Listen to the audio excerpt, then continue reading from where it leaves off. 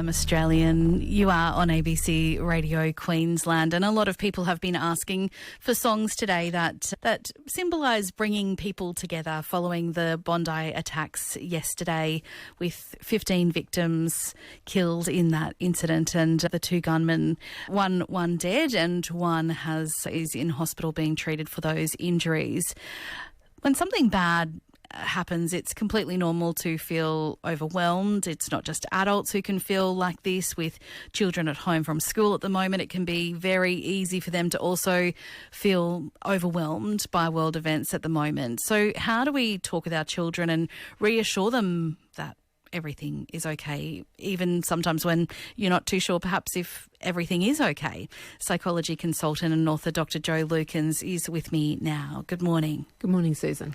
So why is it important to talk with children about horrific national or international events like this instead of just shielding them? And often that's what we want to do, isn't it? We want to protect and we do want to shield. But what we do know is that children usually will pick up that something has happened, and whether that be from the reactions of the adults around them, for those that are still at school or in playgroups or whatever that might be, or the media in the background. So when adults don't say something, then the children will fill in the gaps themselves. And so sometimes that can be a frightening experience for them, as well as the fact that the truth might be quite frightening for them. So having age-appropriate language around and conversations around this might be something for families to be thinking about at this time. How can we explain something like this, a mass attack, in an age-appropriate way? It's tricky. I think your words there, in an age-appropriate way, is the key thing for us to take from this particular point, because we want to match it to the child's age and their temperament and how they can understand it as simply as they possibly can. If it's younger children and they've become aware of it or they know about it, we might just talk about someone who did something to hurt people. And I think the other thing to put with that message is, in different age-appropriate ways, is that the helpers are working hard to keep everyone safe moving forward. So children can handle information. We still don't really particularly want to expose them to the graphic images or anything like that, or the speculation. But across all ages, finishing what's being done to help protect people is an important part of the message to get across. I guess just having the conversation to begin with is an important step, because like you said, if they don't hear it from you, they hear it probably from someone else, or they overhear a conversation, or they might hear part of the news and then they might go, that's not what I got told, or that's not, I didn't get told about that, why? And then there's more questions. So I guess having those conversations can help build trust in a relationship as well. Absolutely. It's uncomfortable conversations are a part of all of our lives, and would rather avoid them if we can. But like you say, is if it's likely that the child is going to find out about it, which for many age groups they will, then far better that we start the narrative around that. What role does our own emotional state play in how we have these conversations? Children's are really highly tuned to our emotions. They're in every aspect of life, aren't they? They're little barometers, sure like they mirror what's happening for us. So if we are understandably distressed, if we are suddenly watching the news a lot more than we typically would, the child might feel unsafe.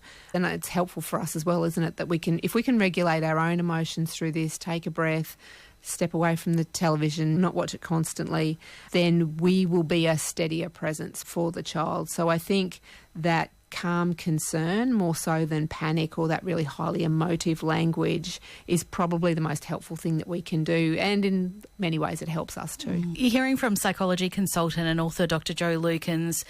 What are some of the signs that perhaps a child might not be coping well after you have these conversations, or they hear about a horrific event like this? What are some signs we should be looking for? Yeah, changes, I think, is changes in appetite, nightmares, problems getting to sleep. Younger children might regress, there might be bedwetting, those sorts of things, depending on, what this means, because this means so many different things across families across Australia. Children might become quieter, they might start acting out. So anything that looks a little bit different is something to keep an eye on. Now, it's very normal. If we see that for a day or two, we might just keep a close eye on it. But obviously, if anything ever extends, then it might be worth getting some assistance or some help with that. Adults limiting the impact of media coverage without leaving children in the dark. How do you balance that as well? That's another tricky one. It is a tricky one, and particularly with this specific incident that we're talking about today. The TV was on in the gym when I was there this morning, and I looked up and suddenly went, oh my goodness, the images that we are seeing there is, and that's where we need to be careful. And I think being mindful about our diet of the news and the images that we have. And so the other thing that we can do is, of course, children will see different images in different places. So letting them know that if they see something and they're concerned about it, there's an ongoing conversation they can have. They can talk about it. And maybe we can ask them, what have you seen? Because we can't necessarily assume that they've seen what we've seen.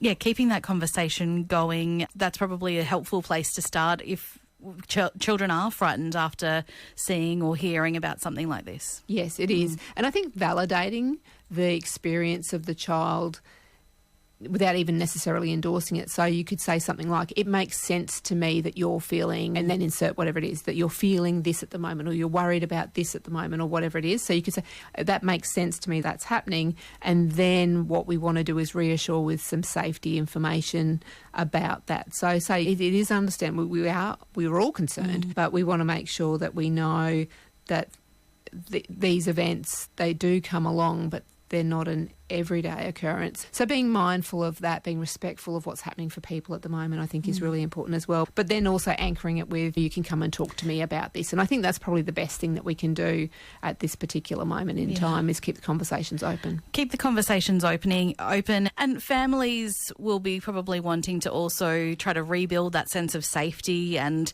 resilience in the days and weeks ahead from here. Where do you begin with that? Routine. Routine, I think, is probably the place to start. So again, like I said, if you don't normally have the news ongoing in your household, then maybe think about just checking in with it every now and again, or you might check it in a way that's not exposed within the family, if that's what you feel that you want to do to get some more information. Yeah, all those normal, regular routines, and also finding some moments in our days of some joy. I just listened to your story about the games at Christmas. So having moments of brightness as well, even through a hard time, or there's been some of those stories that have been coming through off the back of this particular incident as well. So I guess trying to keep abreast of all of that and just looking out for each other and checking in, keeping the conversations going. And of course, if this stirs up extra things for people, then there are so many different agencies and ways that people can get extra support. Yeah, absolutely.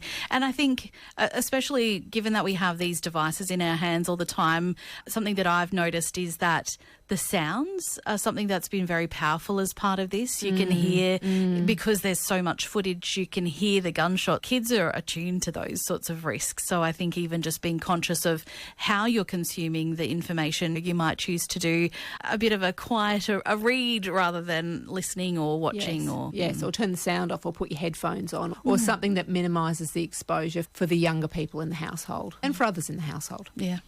Psychology consultant Dr. Jo Lukens, thank you very much for your time. Thanks, Susan. Thank you. You are on ABC Radio Queensland.